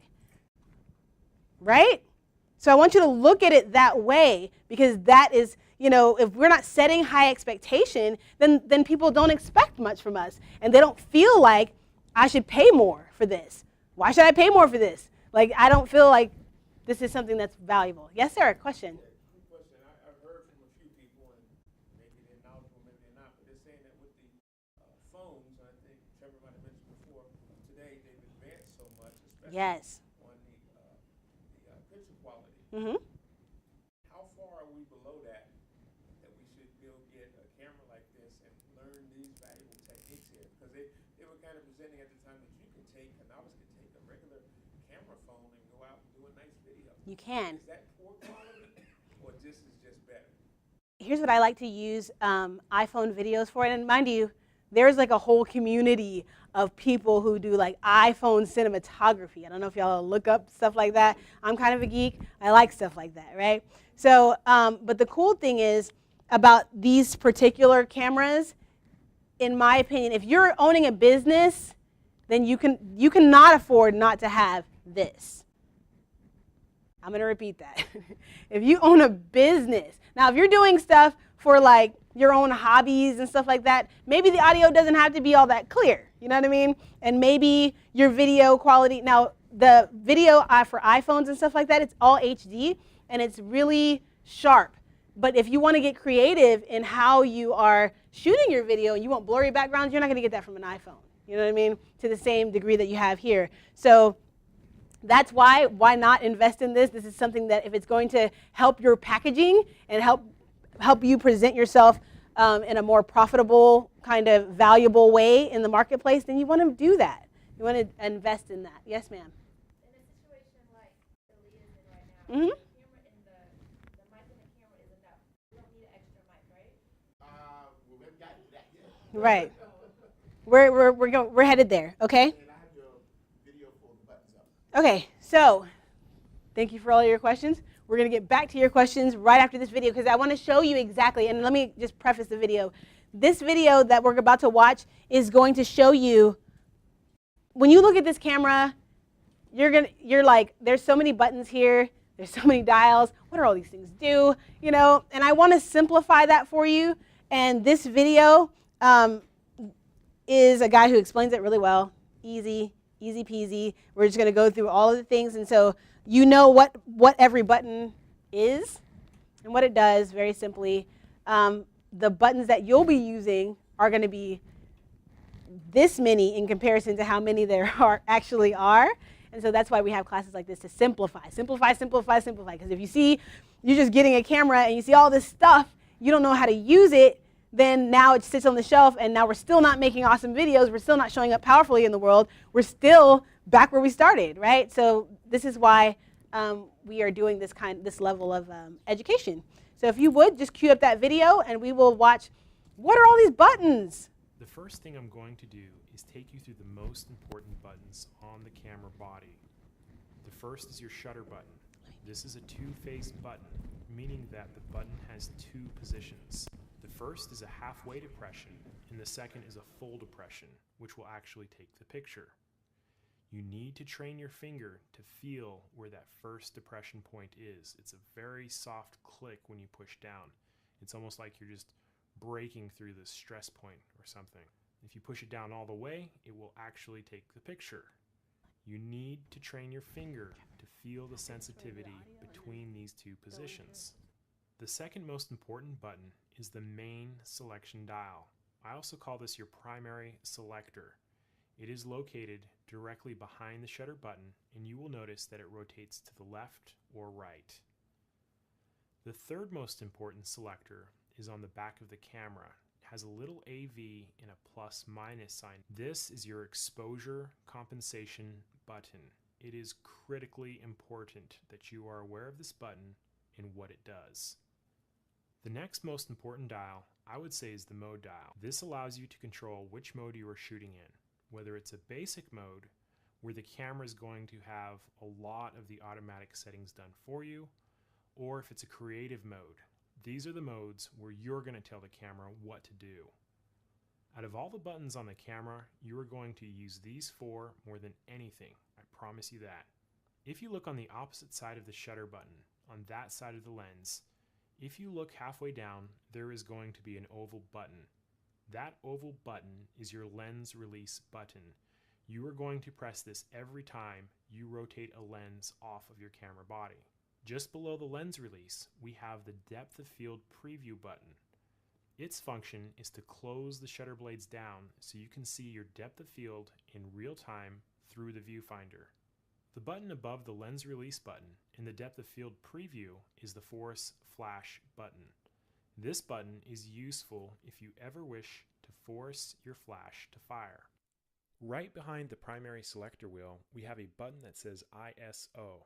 This is your ISO button, and it will allow you to change your ISO settings quickly without being confused. You are going to use this button quite a bit. Just to the left of the ISO button, we have the display button, which will allow you to toggle your LCD on or off. It is also used to control the digital zoom feature when recording video. Then, if we look on the back of the camera, we have several buttons, and it's really not that bad. The menu button is a very important button, and you are going to be using it often. It will allow you to access the menu of the camera and to tweak its settings. I have a whole portion of this video dedicated to the menu. Just to the right of the menu button, we have the info button.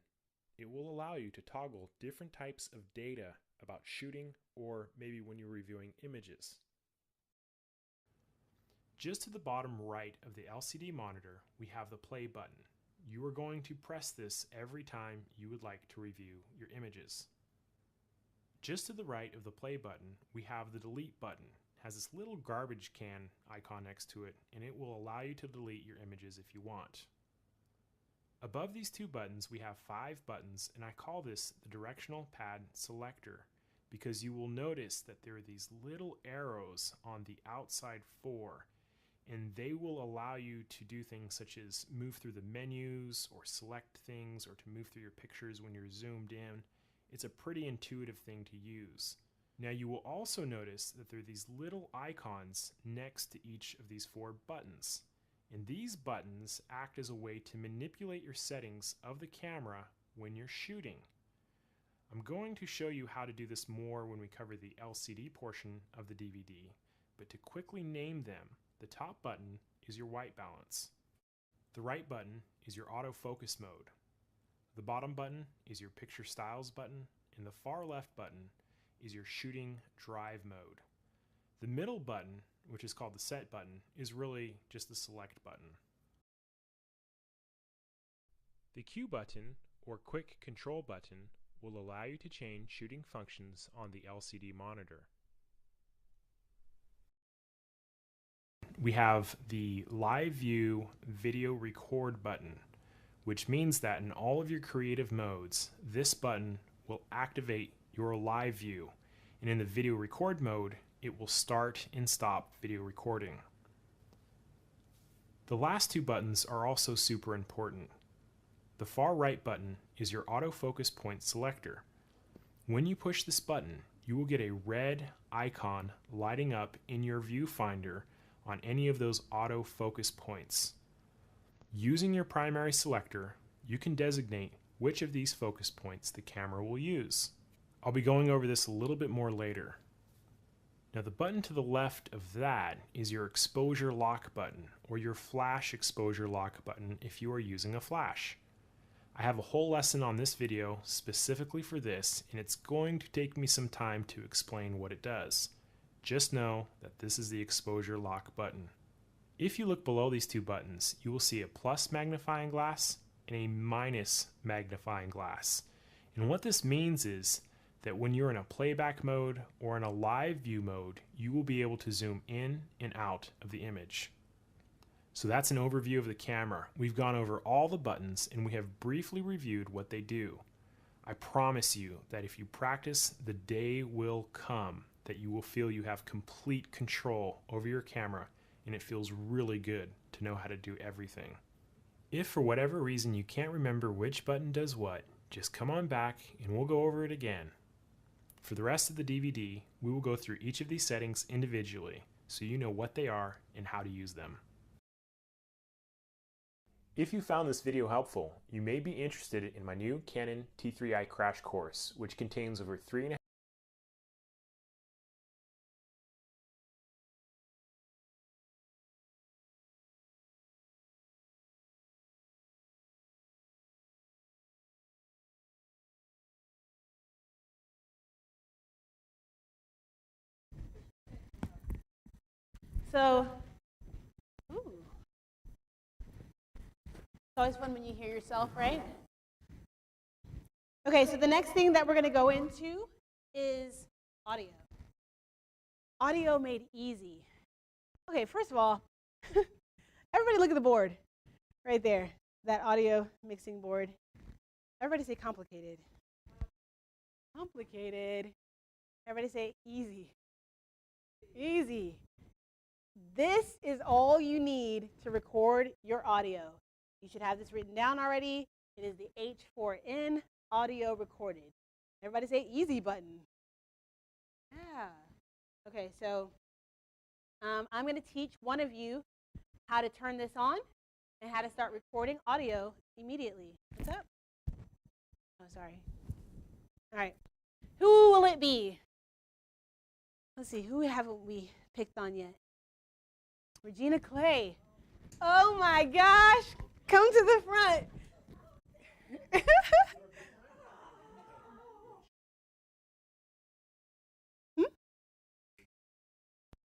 Okay, can I borrow that? All right, awesome. Now, you did, because you look beautiful in your dress. Check, check, check. Might as well show it off, you know what I mean?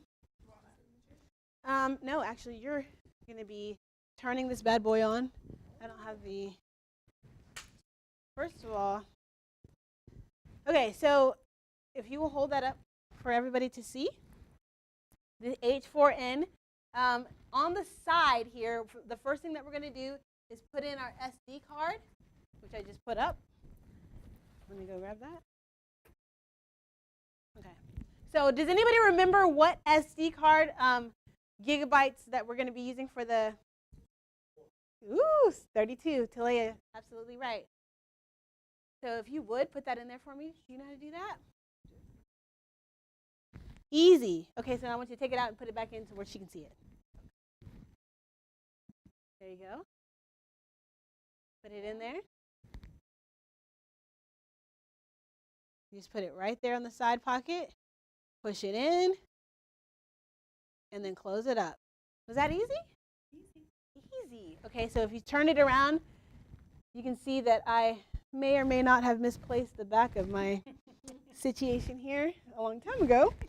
But that's where the batteries go. And I would make you take them out. Just do it for the sake of, do it for the likes, do it for the Facebook likes. All right.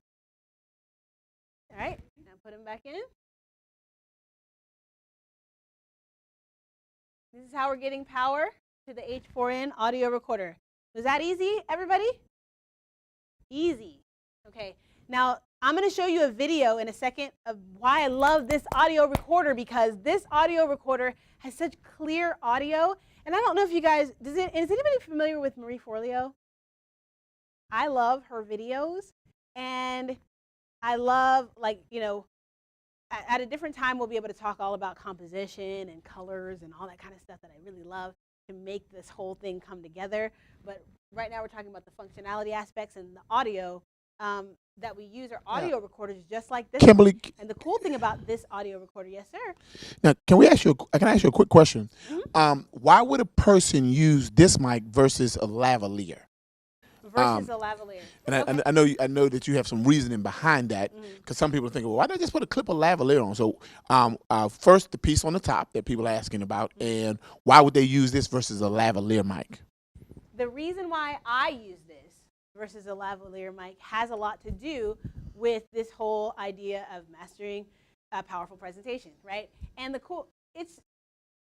okay, first of all, let me just say there's nothing wrong with the lavalier mic. You can use a lavalier mic and you can get some very clear audio. This particular one, I believe, gets better audio, for one, and two, you're able to do productions without having a clip-on mic, you know, and you can record directly to the H4N here, and it's clear, it's loud, it's without pops and, you know, cracks in it, and it's easy. Everybody say easy. Easy. That's why. That's the main reason why. And another special note on that is especially for women who are wearing dresses and things like that. Sometimes lavaliers can be weird to try to clip on to, trying to find some place to clip it on to your dress and run the cord down your back. Even this broadcast, how many times have they told me, right? Your hair is in your lavalier, right? It's still on your lavalier for the record. You might want to just throw it behind you, you know. All right.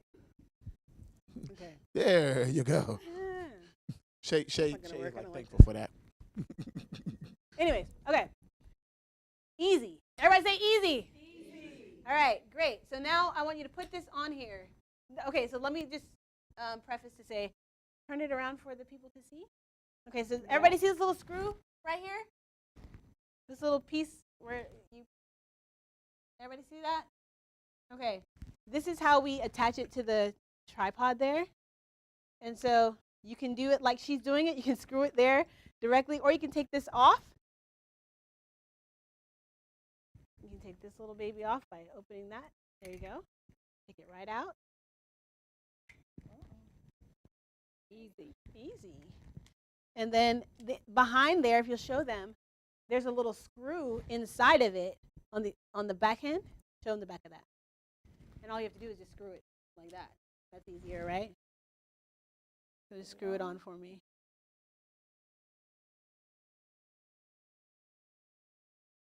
Easy? Easy. Easy. All right. Now let's put it back on there and close that little thing up. There you go. Awesome. So now our audio is ready to record. So first we got to turn it on though. So the way that you turn this on is there is a on hold button there. Can you see that? All right, I want you to slide it to the power until you see something turn on right here. Slide it down and hold it. Did it turn on? Yeah. Okay. And once it turns on, you can see that you'll be able to see it. That it's loading there. And we're going to wait for it to load. We use this on stereo setting.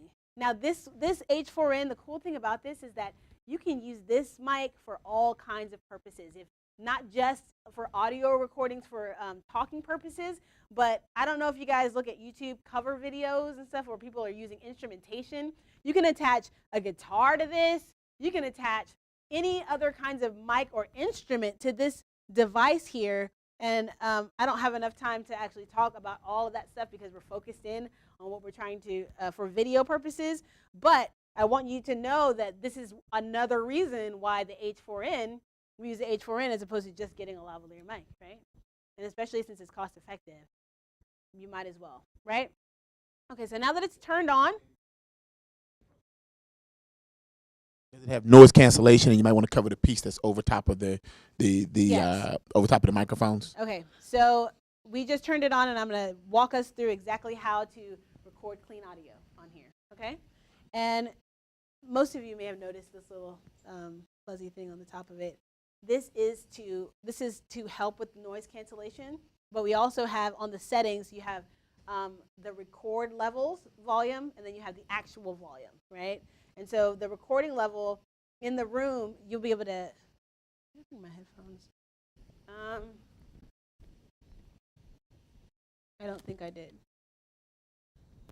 But there's a particular setting that I like, which is cool. And we're going to set the recording level at 76. Everybody write that down. 76. 76 is what I have found in my multiple times of doing this for clients, for myself, for other people. The setting recording level at 76 is clean audio for most environments. Now, if there is more noise in the background and you're trying to focus in on a specific thing, then we may have to alter that according to the environment. But 76 is pretty standard, and it works effectively for me and for my clients. Okay? So now that we have it on, and it's automatically going to record to a stereo setting. So any other setting outside of that, so if we're starting to do instrumentation and we're plugging in other microphones to this thing, you can record, you can plug in up to 3 additional microphones to the H4n. 3 additional microphones. So it's got 2 XLR inputs in the back for 2 mics, and then there's another one underneath it so that you can record another audio input. So you have a total of 4 audio inputs on this thing. One of them being the mics here that are built into it, and then 2 in the back, and then 1 underneath. Okay? Anybody have any questions about how many audio inputs that can go into it? How many? 4. How many? 4. How many? 4. Great. Okay. Why is that beneficial? That's a great question. It is beneficial because in the event that I'm doing an interview and the mic, a lot of times when I do interviews, we're able to use this one and set it in between, like if it's a tighter shot. But if it's a wider shot and each person needs their own mic, then we can still record on both. In the case that we use a lavalier or a boom mic or whatever mics that we decide to attach to this thing, we're able to record into one little recording device. Mm-hmm. And all the audio is recorded onto the SD card, Mm-hmm. right? All the audio is recorded onto the SD card. So now that it's on, and I have it set to my recording level, if you look right here, I want to show you how to adjust the recording level. Can everybody see that? It says recording level. Everybody say easy. Easy. You go up and you get a higher recording level. You go down and you get a lower recording level. Mm-hmm. The one that we like to use is what? 76. Everybody say easy. Easy. Okay. And now, in order to record, what do you think you need to do? Press the button here that says record. Press the button that says record. Yes. You are a pro at this. I feel like you've done this before. All right, so go ahead and press the record button for me. Did it do anything? It's blinking. It's blinking. Red. Yes. Meaning that it's recording us right now. No, actually. Oh. It's not recording us right now. And so this is a good example of why classes like these are so important, because when I first got the recorder thing, I did a shoot thinking that this was recording. Granted, it wasn't a client shoot, you know what I mean, it's my own, but still, you know what I mean, I lost a lot of valuable time that I can now share with you, and that you won't have to lose that same time, right? So when you're recording on the audio, the H4n, you want to do a double click on the record button. Everybody write that down. Double click on the record button. Got it? So you're going to press it down just a little bit harder. Now it's recording. Do you see the levels moving as we're talking? Yeah. Can everybody else see that? As I'm talking, you see that the recording levels are going up and down, up and down. And so this is the distance that I'm at, and you can see where the recording level, keep it there for a second. All right, so you want your recording levels to be at that 12 point, right? Let me see where I'm at. -12. You want it to reach -12, and you know, okay, so this is, nice, loud, clear audio. It's not something that you're going to, but if it's below the -24 mark, then you know it's too low, and you got to put your recording level up some more, okay? So you want it to be at -12, like right around that -12 area.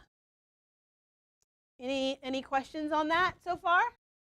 One little small note is it is important that when you're using a device to lower it, because it's designed so as not to be seen in your shot. Yes. So right now, we're going to do an illustration real quick so that you can see that.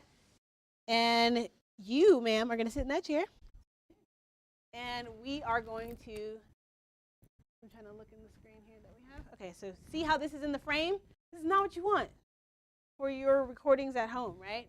Because we're all about excellence, and we do everything in Excellent. Excellence.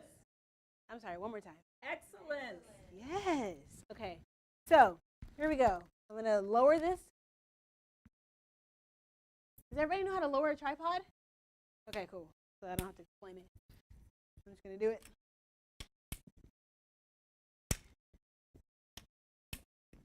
Okay. So the cool thing about lowering this is depending on where the person is sitting, you are able to, I like to have it, no, let's show you exactly. She's sitting right there. If it's like right here somewhere, you're good. Like you want to have it somewhere in between their torso area, like below their torso. So it's going to be like, in the screen it's going to be below, but I'll show you exactly where. Keep focusing on her. So we're going to get a tight shot, or we're going to get what we call a medium shot. A medium shot is anywhere between the waistline and up. Waistline and up. And up to her face. Right there, okay? And so we're not able to see the microphone now, right? See how that works? and we're still recording. So if she says something, go ahead and say something. Tell everybody hi. I'm Regina Clay, CEO of the Mom and CEO Network. Awesome. And where can they find you online? www.momandceonetwork.com. All right, check her out.